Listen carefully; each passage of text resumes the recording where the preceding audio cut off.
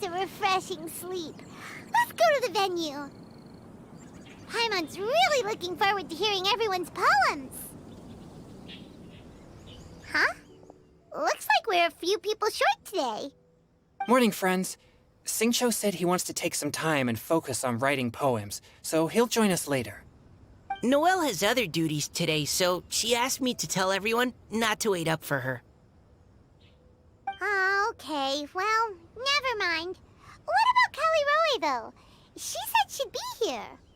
I got here really early, but I haven't seen her yet. Are you talking about the girl with the blue hair? I saw her on the bridge near Dihua Marsh during my morning training. She looked a little upset, so I didn't want to disturb her. Upset? Oh no, what should we do? Was it something we said last night? Oh, Paimon's worried. I agree. If she's run into some kind of trouble, I'd like to help her. Huh? You're all going? Then I'm coming too. Shall we start with the bridge? We're all here a little early, so there should be time. Good idea. We'll be back in a jiffy.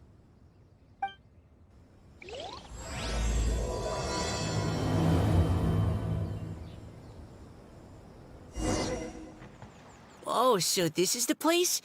We ran into her here yesterday, too. She looked like something was weighing on her mind then as well. It's also not far from where we were dropping those leaves. Huh. Leaves? Oh, right. We were so busy matching couplets we forgot to mention.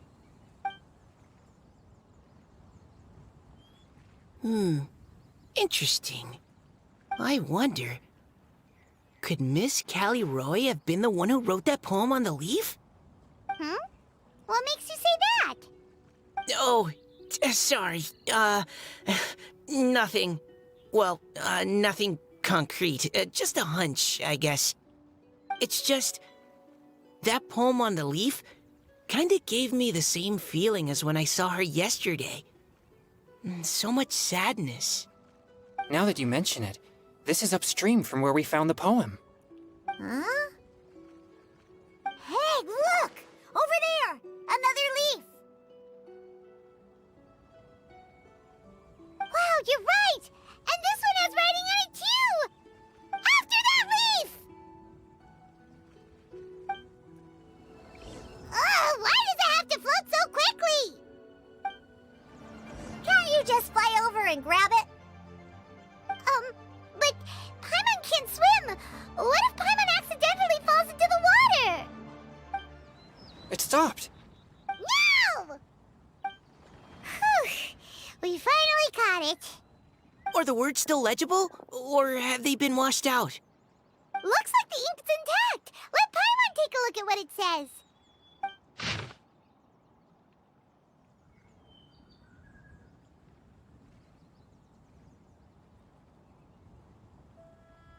Huh?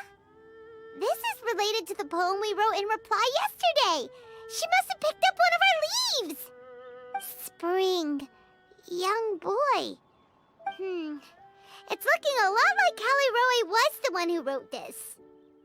She seems to care a lot about that story, huh? Actually, when Paimon first saw her, Paimon was wondering, do you think... is it possible that she's, Based on the current and accounting for wind strength, everyone, please follow me. This should be far enough upstream. Let's split up and search the area. Callie Roe! Callie Roe! Ah! She's surrounded by hilly churros! Let's go save her!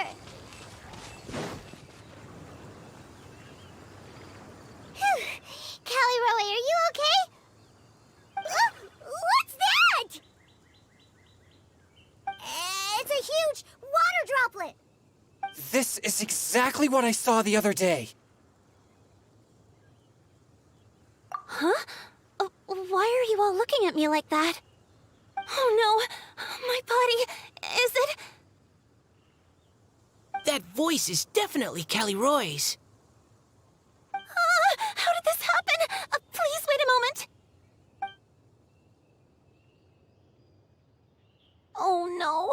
Did I use up too much energy? How did you...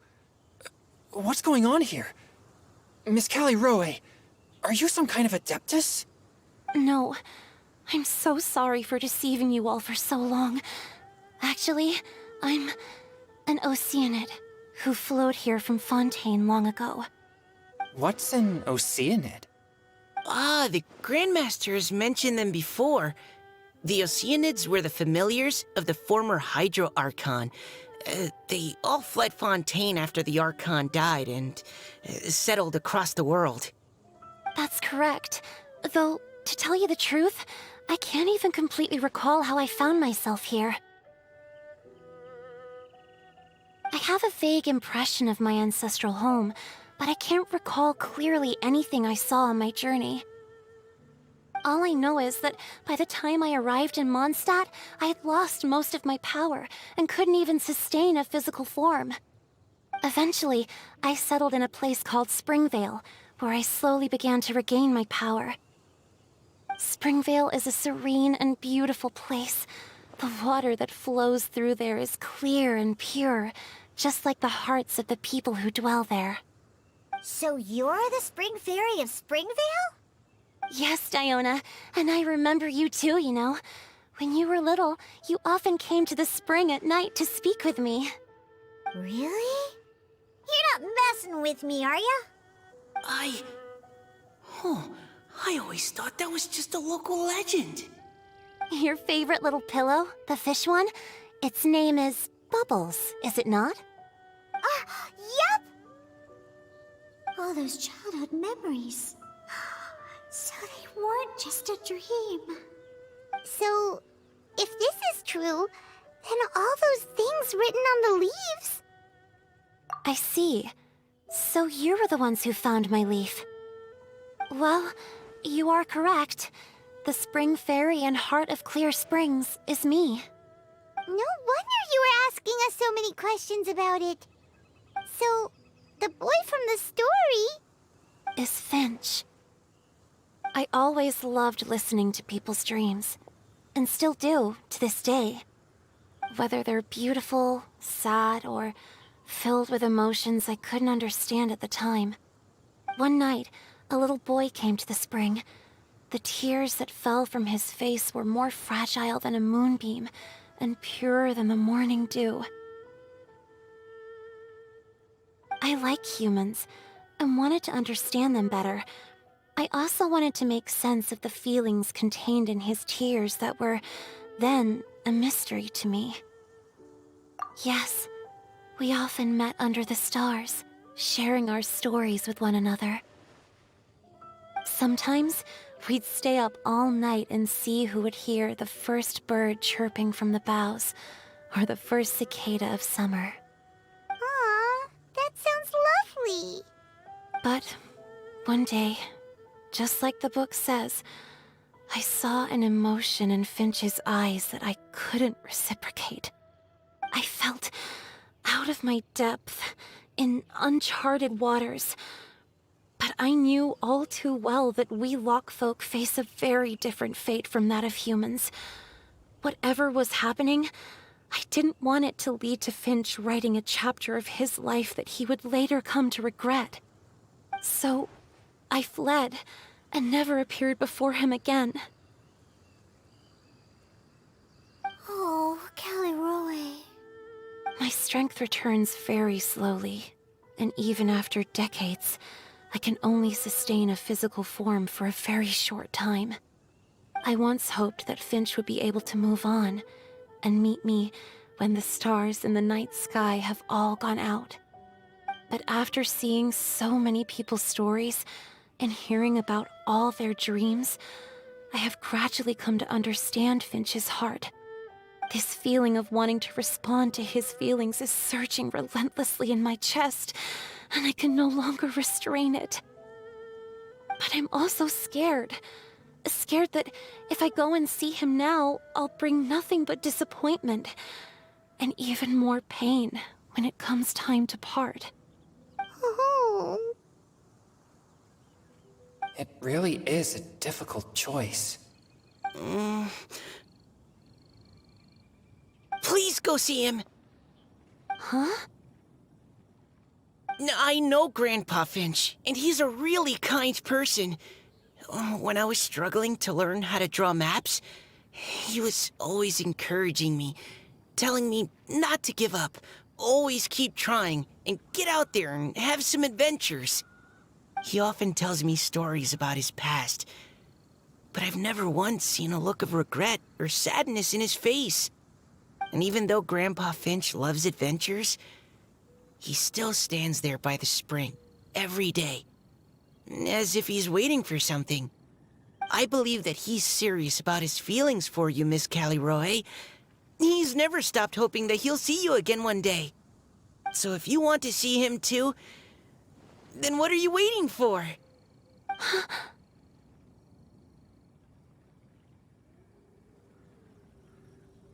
Huh? Oh, sorry. I think I got a bit too excited and I just thought, well, it just sort of came out. I understand. That settles it. I've decided. I will go back and see Finch. You will? Amazing! That's great! But I'd like to ask all of you for some help. Sure. Just say the word. We'll help you any way we can. Would you come to Springvale with me and help to bring Finch to my side? I cannot maintain this form for much longer, and I'm worried others will see me how I was just before. Leave it to me. I'm really close with Grandpa Finch. Also, please keep Finch's in my secret. I wouldn't want Springvale's tranquil waters to become agitated on account of all this. Your secret is safe with me. I won't tell anyone. That's a promise. Great. I can't thank you all enough. What's wrong? Are you gonna turn back into a water droplet? No, I'm sorry. It's just that my mind's racing. As much as I want to talk to him again, I'm still worried that I won't have the words when the time comes. A poem?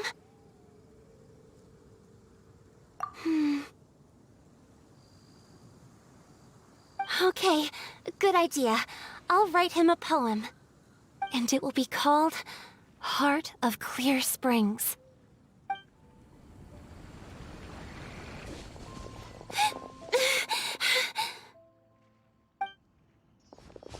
Are you okay? It's nothing. I'm just scared that I won't be able to maintain this form much longer. Okay, don't panic. Wait here, Callie Roe. I'll go fetch Grandpa Finch. Take it slow, Diona. Finch isn't a young man anymore. He's not as steady on his feet. I can still hold on a bit longer. Okay, stay strong. You can do it.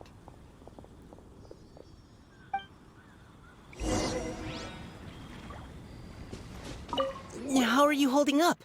Would you like some support, Miss Callie Roe? You can also lean on Paimon if you need. Thank you, all of you. Grandpa Finch! Is that Diona? You're back early today. Today's your special day, Grandpa Finch. Can you come with me? Oh? Well, where are we going? Over there, to the waterfall. Did you catch a nice little fishy? Just come with me already. This is extremely important. But I promised your father that I'd go to Grandpa Finch! All right, all right. No need to get worked up. I'm right behind you. That's more like it. Now come on, I'll help you. Draft's daughter is just like him when she's on a mission.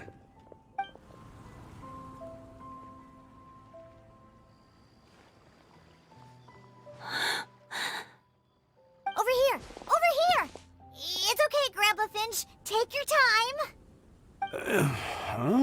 What's all this? What are all these people doing here? Even Mika's here? How's work been going lately? And even some friends from abroad, if I'm not mistaken. You do know that today's not my birthday, don't you? Greetings, Mr. Finch. My name is Chong Yoon. We all met at the poetry gala, and... well, there's someone we'd like to introduce you to. Finch. That voice. Callie Rowe. I didn't think you'd still remember. Oh, I remember. I remember all right. How could I ever forget? Although your appearance is different than I recall. Back then, you looked like you'd stepped right out of a fairy tale. But I'm one to talk. Of course a fairy from a fairy tale can change forms. But in your eyes, I'm probably the one who's changed beyond all recognition. Oh, even after all these years, you still know just what to say to make me laugh. I thought you were only able to appear in the dead of night. There have been times when I've wondered whether it really was all a dream. I'm sorry I kept you waiting for so long, Finch. Oh, it can't have been that long. It's been but the blink of an eye, really. Finch, would you like to hear a poem I wrote for you? A poem? You write poetry now? Well, of course. I'd be delighted to listen. I'll hang on every word that leaves your lips. In that case, let me read you a story about the Spring Fairy.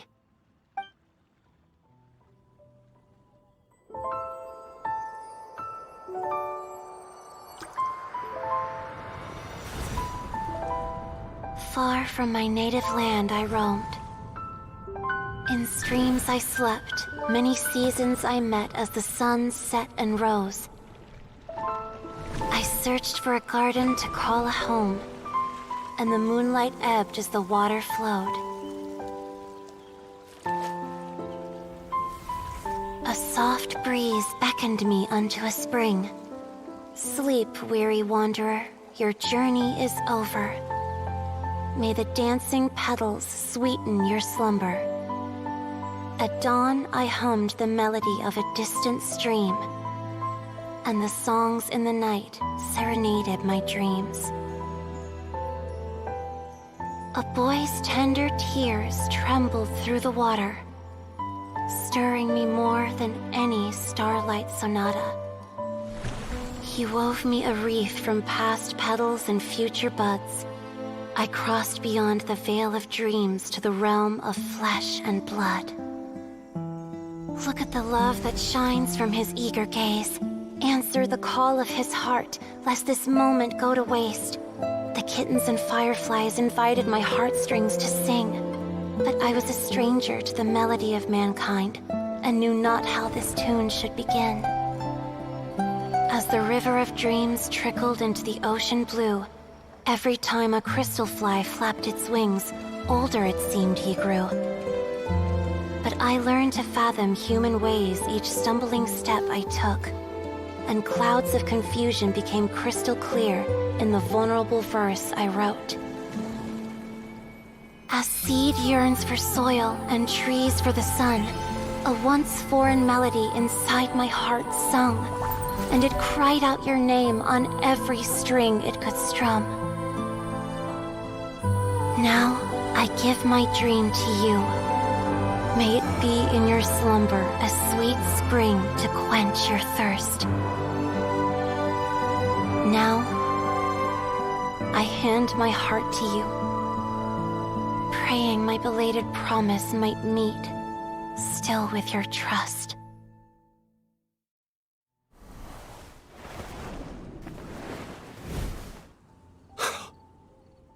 Yes. This is how I remember you from when we first met. All those years ago. It really has been a long, old time, hasn't it? Finch, It's okay. I understand. Your poem, it explains everything. Thank you, Finch. Please, take this.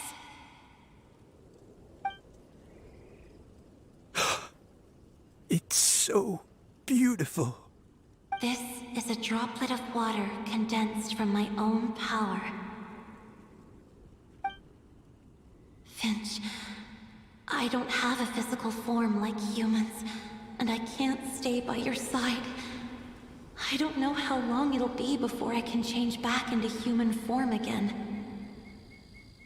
But as long as this droplet remains with you, our hearts will always be connected, no matter the distance between us. I will always be one with the spring. From this day onwards, if you call me, I will meet you in your dreams.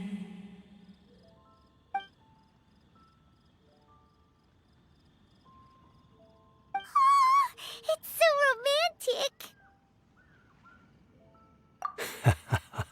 You've really learned a lot, haven't you?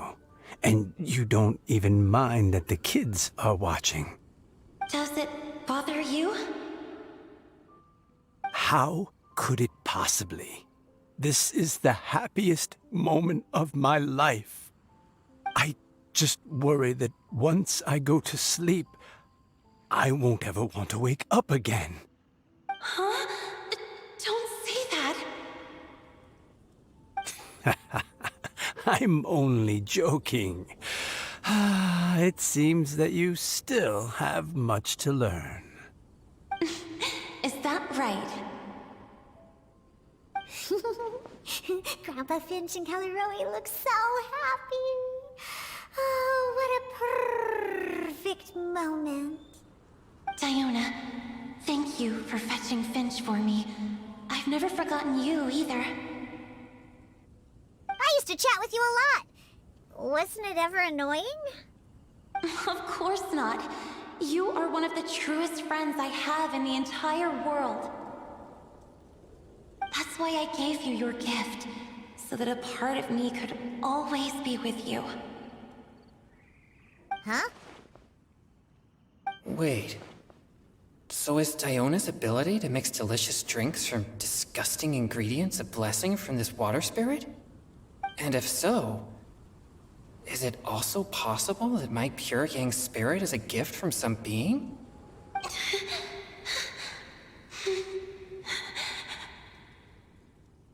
My physical form is about to disappear. Finch, Yes? I've never regretted meeting you, or deciding to talk to you that night. Not once. All these long years. Not for a single moment. It probably goes without saying, but neither have I. Although, it was different from in the stories. That fateful night, I never gave you that kiss. This gift that represents my promise and my love, I give it to you now.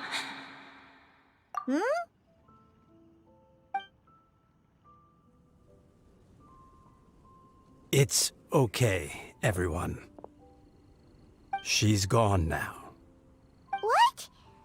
But Paimon didn't get a chance to say goodbye. Grandpa Finch? Don't worry now. She hasn't gone far. Just like she said, she'll always be one with the spring. By our side and in our dreams.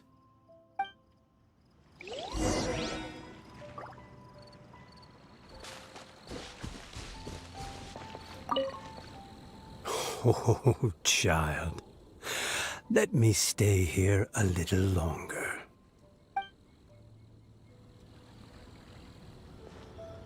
Oh? Hey, you're all back! And it looks like you're in much better spirits than before. Hu Tao's a step ahead. She's already talking about printing a poetry anthology. She said she can't wait for everyone's final words because I'm itching to pull the trigger. By which I assume she meant she eagerly anticipates receiving everyone's freestyle poetry submissions to help her close the deal. Where have you all been? I've been waiting here forever. Perhaps they lacked sufficient inspiration and wished to have an emergency communion with nature. And with any luck, I'll bet they heard some fine poetry along the way. How deaf, Bard! Does this mean that right from the start you... Oh, right from the start, you said you would treat us to a nice meal! Huh? Did I? Very well. Since the Traveler agrees, then it looks like I can't escape this time. Diona! Dear Diona, could I trouble you to fix us a couple of your delicious beverages? You wish. All right. Well, normally I'd never agree, but since I happen to be in a good mood today... Huh? So, just what have you guys been up to all this time? Why does it feel like there are some unspoken words hanging in the air here that everyone is privy to but myself? Really? Must be the breeze. You're reading way too much into it. Yeah, that's right. We're just, taking a walk. Inspiration walk, since it worked so well last time. So even Mika's in on it? Chongyun, how about you tell me what happened on the sly? I've just remembered that I heard about a haunted house recently that you'll definitely want to check out. I'm willing to bet that even your pure Yang spirit won't be able to scare off these demons. I appreciate the gesture, but no thanks. Not this time.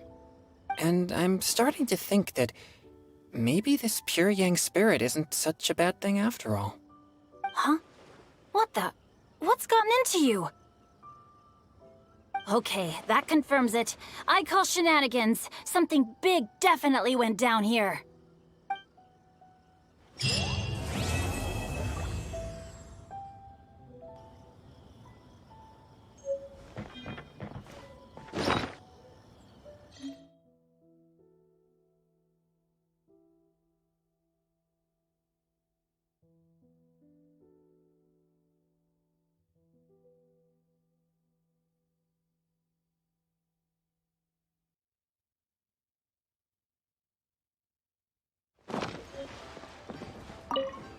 Now then, didn't you say you wanted to publish a book?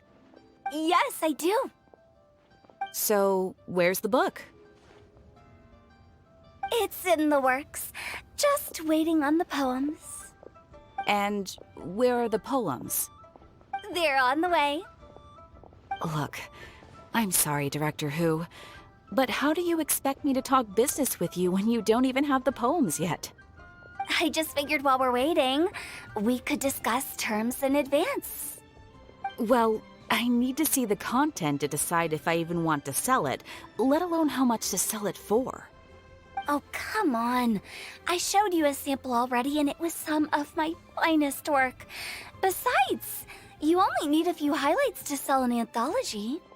You think your poem 15 Tenderloin Steaks will carry the whole book, do you? That and square meals in the basement. My consultant, the erudite Mr. Zhongli, described it as a meticulous masterpiece. Oh, quote that on the cover. It'll practically sell itself. Director, we're a small business. If we invest money in printing and nobody buys it, it's my bottom line that's affected. Don't you worry. I guarantee you, when this anthology comes out, it will take the world by storm. Gods and ghosts alike will weep. As a matter of fact, I heard a ghost crying on the way here. If you don't believe me, I can bring it over. There'll be no need for that.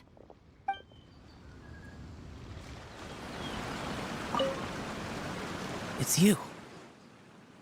I thought about what you said, and tried to write a poem. After putting my feelings onto paper, my heart feels much calmer. Can they really hear it?